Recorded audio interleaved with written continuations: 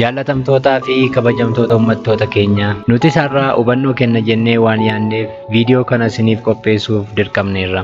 Addunyaa kana kan humna dhabsiisaa jiruu fi lubbuu namoota hedduu kan galaafate waa'ee vaayirasii koronaa nuti quba hin qabaatiin garuu karaa salphaa daddarbuu isin hubachiisuuf yaalla. Baay'een keenya harka keenya dhiqachuu irraan kan darbe yookaan dhiqannees kan nuti dagannu baay'eetu jiru. Kanneen keessaas harka keenya erga dhiqannee booda meeshaalee ittiin dhiqanne haalli ittiin fayyadama keenyaa vaayirasii kanaaf nu saaxila. Kanaafuu hanga dandeenyetti erga dhiqannee booda harka keenyaan cuftuu fi bantuu bishaanii ta'e kanneen biroos tuttuquu dhiisne vaayirasii kanarraa akka salphaatti of eeguu dandeenya. Haalli fayyadama mana baankii keessatti qabnu of eeggannoo guddaa kan barbaadudha. Tuttuqqaa waraqaa waliin qabnu, hidhamtuun qalama baankii fi qarshiin fageenyaan dhaabbachuu caalaa warreen of eeggannoo guddaa barbaadanidha. Keessaayyuu yeroo qarshii lakkoofnu hancufaan fayyadamuun muuxannoo namoota hedduuti.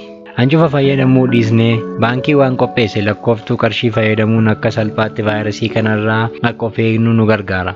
Haala fayyadama kompiitara keenyaa yoo ilaallu biyya keenya keessatti kompiitara tokko namoota hedduutti fayyadama. Kun immoo tatamsa'ina vaayirasii kanaaf gahee guddaa qaba. Kanaafuu kiiboordii, maawuzii fi kompiitara keenya fayyadamuun dura alkoolii fi saanitaayizariin harka keenya qulqulleessuun tarkaanfii isa duraa yoo ta'u, namni biraa itti fayyadameera yoo ta'e immoo alkooliin yookiin saanitaayizariin kiiboordii, maawuzii fi filaashii itti fayyadamnu wantoota harkaan tuqamaniiru jennee shakkinu qulqulleessuun koronaarraa of eeguu dandeenya. Mana keenyaan alatti nyaata yoo fayyadamnu of eeggannoo guddaa gochuu qabna. Jalqabumayyuu waan nama dirqisiisu yoo hin jiraanne alaa fayyadamuun hin deeggaramu. Garuu fayyadamuun keenya dirqama yoo ta'e nyaata fayyadamnuu fi meeshaalee nyaatatti fayyadamnu akkasumas fageenyi keessummeessitoota irraa qabnu of eeggannoo guddaa kan barbaadudha. Waan dhugnu yoo fayyadamnu hanga danda'ametti burcuqqoo fayyadamuu dhiisuu qabna. Nyaata nyaannus fal'aanaan fayyadamuu irraa of qusachuu harka keenya seeraan dhiqannee nyaachuun filatamaadha. Akkasumas nyaata hin bilchaanne dhiisuun vaayirasii kana irraa akka salphaatti of eeguu dandeenya. Yaa uummattoota keenya, suuqii yookiin dukkaana yoo fayyadamnu hanga danda'ametti fageenya keenya eeguun akkuma jirutti ta'ee tuttuqqaa qarshii fi meeshaalee binnu waliin qabnu vaayirasiin kun caalmaatti akka babal'atu taasisa. Kanaafuu erga bitanneen booda hanga danda'ametti harka keenya alkooliin yookiin saanitaayizariin fayyadamnee qulqulleessuun nurra jiraata. Hanga tokko biyya keenya keessatti geejjibni uummataa dhorkaa ta'ullee ammallee haalli fayyadama konkolaataa keenyaa qubsaa miti.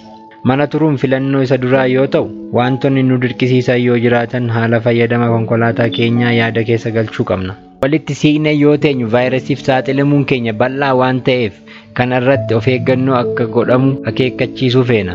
Akkuma miidiyaa baay'ee irratti ibsametti bantuun balbalaa tatamsa'ina vaayirasii kanaaf gahee olaanaa qaba. Kanaafuu bantuu balbalaa yoo fayyadamnu harka keenya saamunaan dhiqachuu yookiin saanitaayizariin qulqulleessuu qabna. Bantuu balbalaa alkooliin yookiin saanitaayizariin qulqulleessuun tatamsa'ina vaayirasii kanaa dhorkuu dandeenya.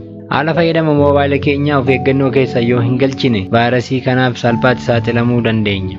Hammamillee dhiqannu dhiqachuu keenyaan dura tuttuqqaan moobaayilii keenya irra ture akka salphaatti tuttuquun vaayirasicha gara harka keenyaatti deebisa.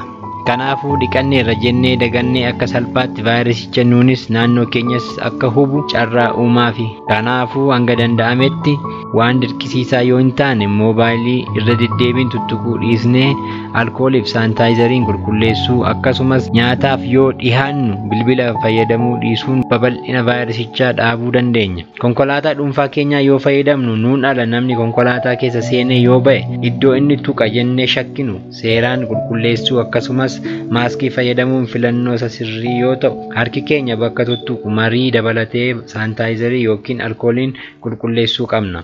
Haalli rakkisaa yoo hin jiraanne daa'immanii fi namoota umuriin deeman mara akka manaa hin baane gochuu qabna. Konkolaataa keessa yoo seenanis of eeggannoo guddaa gochuun ofii keenyaa fi namoota biroos dhukkuba koronaa irraa eeguu dandeenya. Egaa yaa uummattoota keenya, Waaqayyo dhukkuba hamaa kana dachee kanarraa hanga balleessutti kadhannaa keenyatti jabaachuun warreen salphaa fakkaatanii garuu tatamsa'ina vaayirasii kanaaf gargaarsa godhan irraa of eeguun ofii keenyas saba keenyas dhibee hamaa kana irraa haa eegnu jecha ergaa keenya asumarratti xumurra. Yeroo keessan nuuf kennitanii waan nu hordoftaniif akkasumas ergaa keenya waan hojiitti hiiktaniif galanni keenya guddaadha. Dhibeen mana keessan hin seeniin fayyaa ta'a.